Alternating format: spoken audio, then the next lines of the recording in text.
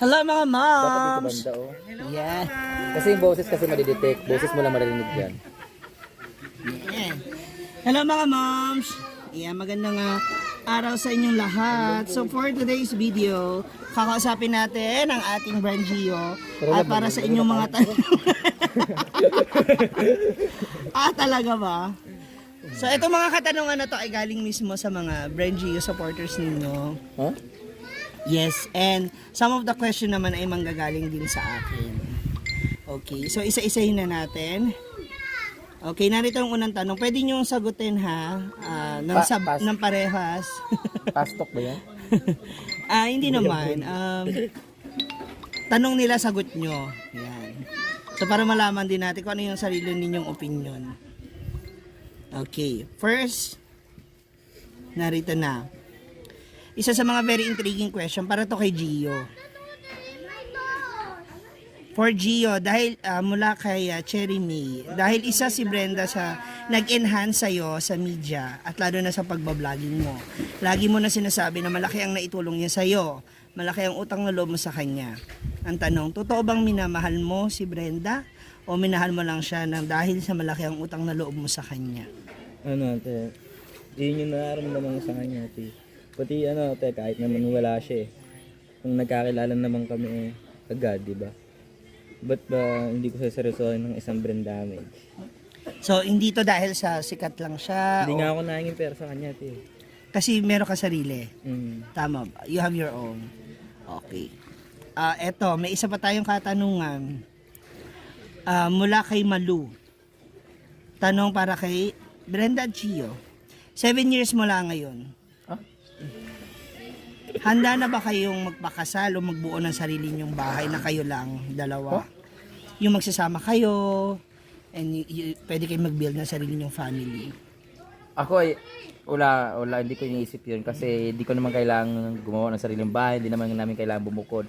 Para, para may patunayan. Ako, go with the flow lang ako, abot naman 7 years, 1 year, 2 years.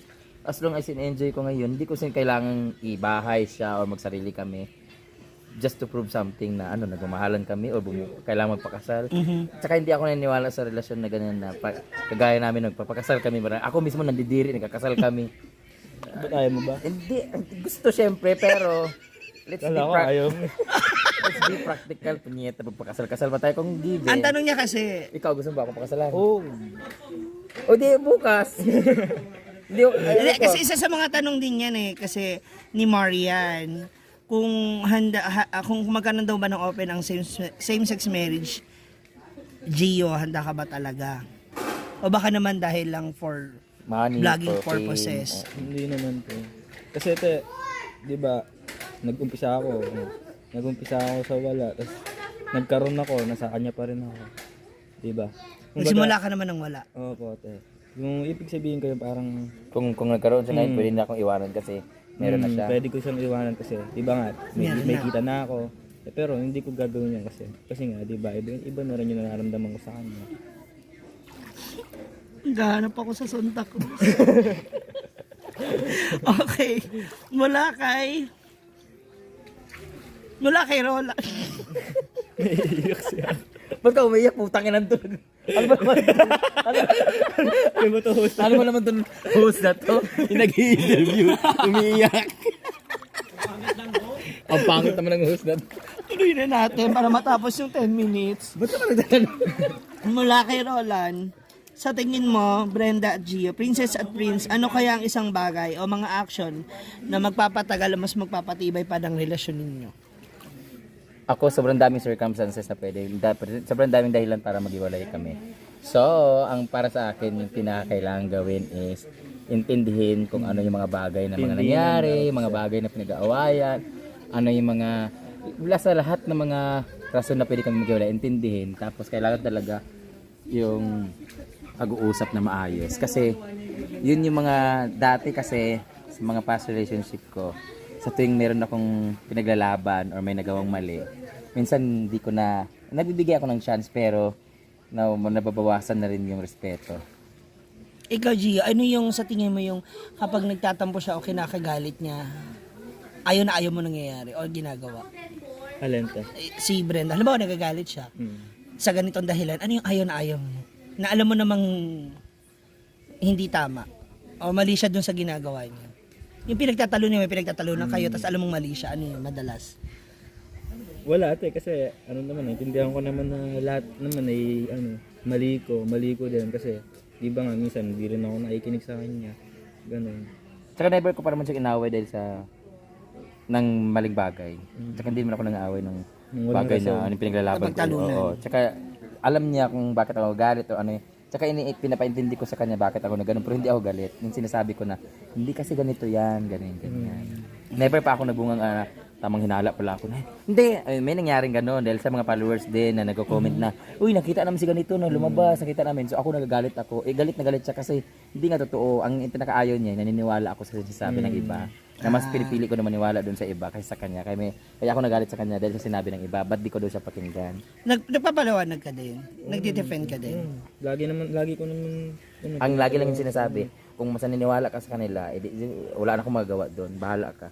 Kapag dumarating yung point na nagkakaroon kayo ng tampuhan or alita, may pinagtatalunan kayo, paano nyo siya inaayos? Sino yung unang nag-a-approach? Sino unang Ako, lumala- amyado na ako. Ikaw talaga? Unang Kasi- lumalapit? Oo. Bakit? Kahit mali niya, sa tingin mo Pero mali? bago ko siya suyuin, inaano ko muna siya. Pinapa-relax yung yung galit niya, yung pinapawala muna yung galit niya. Bago ko siya suyuin kasi ayoko naman mag-away kami ng di ba? Mahirap din kasi, di ba nga si Brenda, may mga nasasabi din, di ba na, siya yung practical shot Okay. So, ikaw, nilalagyan mo ng timing. Kanya lagyan ko ng timing. Para mo nalalaman kalma na siya. Pagka kinakausap niya na ako, Siya na yung nag-approach. So, ibig Kasi sabihin, minsan, yun na yung go signal na, pwede mo na ko siyang, kausapin. okay. Tanong kay Princess, ayan. Na ang huling mamahalin mo at hindi ka natitingin sa iba, siya na ba sa tingin mo? Hindi ko kung ako. Sabi ni Janet. Kung ako, oo, gusto ko, syempre. Lagi ko lang sinasabi sa ko naging jowa ko to na gusto ko siya na lang talaga kasi kakapagod din mag-invest ng feelings, ng trust, ng lahat. Tapos masisira lang din. So ngayon, hindi ko masabing siya na pero gusto ko. Kung ako patatanungin, oo, gusto ko. Pero syempre, di ba, hindi natin alam kung maghiwalay kami tapos meron na naman magparamdam na ganyan. Kasi yung past ko, di ba, ganyan sinabi ko na hindi na ako magjowa, ayoko na. Kasi iniisip ko, siya lang yung nagparamdam sa akin ng ganun. So maghiwalay kami, malabo na makahanap ng ganun. Yung nawala yung ex ko, may dumating na mas better. So sa ngayon, gusto ko siya na talaga, saka ayaw ko na. Ikaw, paano pag naghiwalay kami, tapos meron na namang magpakita na same pa rin. Siyempre, di mo maiwasan mahulog ng loob mo, di ba? Kaya, ang mahirap, minsan sinasabi natin na, ayoko na, i-close ko na yung door ko sa pagmamahal, ayoko na, magsalita tayo ng tapos. Pero pag may nagparamdam sa atin, alam niyo naman marupok tayo, di ba? So, kahit sabihin natin ngayon na, ayoko na magmahal ng iba, gusto ko siya. Paano pag naghiwalay kami, siya nawala ng feeling sa akin, so wala na ako. Paano pag may nag-comfort na naman sa akin, so meron na naman akong mamahalin na iba, ganun. Pero hanggat maaari, ayoko na kasi nakakapagod mag-invest ka ng feelings tapos mawala din, di ba? Speaking of the past, mula kay Christy, para kay Gio, kung sakaling muling magparamdam si ex sa'yo, at handa siyang gawin ng lahat para lang mapatawad mo siya, tatanggapin mo ba ulit siya o ipaglalaban mo na lang kung ano yung meron kayo ngayon ni Princess? Yung ex ko ate. Hindi pagka ex ko ate, wala na talaga kahit usap, communication, wala na ate. Kasi ayun nga kasi masakit yung nangyari din sa akin. Kaya yun. Ayoko na. Saan ka nasasaktan sa ginagawa ni Brenda sa'yo? Ate. Siyempre minsan 'di ba, hindi ko rin maiwasan magtampo, 'di ba? Dahil Okay. ako tao din naman ako, ate, may nararamdaman din po ako. 'Yun. Sino mas matampuhin sa inyo? Siya po. Hindi ako matampuin, mainarte lang. Minsan nga po, pag babalik po ako, bigla na lang po siya hindi uusap. Hindi. Natakot Hindi, po ganito ako, kasi baka ako. mamaya hindi niya na po ako mahal. Ano?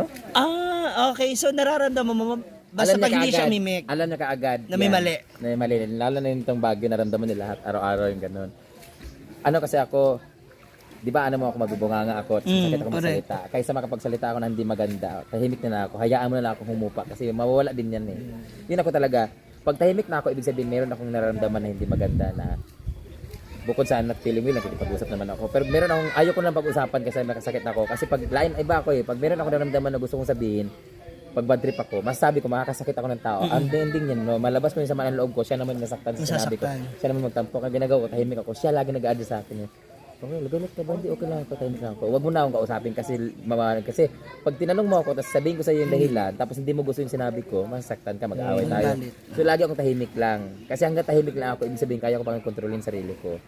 Kasi tahimik lang ako. After na mawala na yun. Tapos saka ko na sasabihin sa iyo yung anong iniisip ko kanina, kasi ganito yun. Kasi kanina kasi ganito ka, ganyan. So, yun yung ginagawa mo naman. Ah. Kapag pinansin ka na, tsaka mo na siya i-approach regarding sa problem. Okay.